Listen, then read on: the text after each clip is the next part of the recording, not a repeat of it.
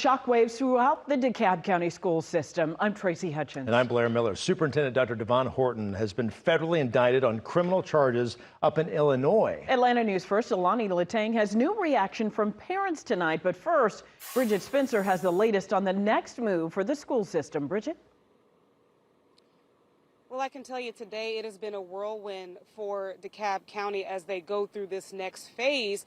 Now, Dr. Devon Horton was indicted on several federal charges, and we've also learned that Norman Sauce III will be acting as interim superintendent as this all is investigated. All in favor, please raise hands. Motion passes 6-0. Thank you, sir. In an emergency board meeting, the DeKalb County Board of Education voted to place Superintendent Dr. Devon Horton on paid administrative leave. Before coming to DeKalb County, Horton served as superintendent for the Evanston-Skokie District 65. That's a suburb of Chicago. Prosecutors allege Horton and 3 others, quote, knowingly devised and intended to devise and participated in a scheme to defraud that district of money and property. He was allegedly getting kickback payments from the 3 others. In a statement, his attorney says in part, quote, Dr. Horton is eager to address his case in court so he can return his focus to bettering the lives and education of children, which has been his passion throughout his professional career.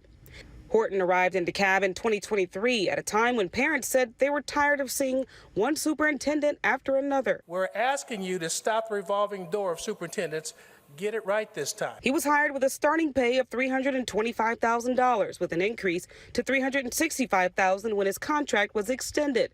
Horton now faces 17 counts in that indictment. His former district says, quote, at the request of federal authorities, we have maintained confidentiality to protect the integrity of the investigation. We are deeply troubled and angered by these allegations.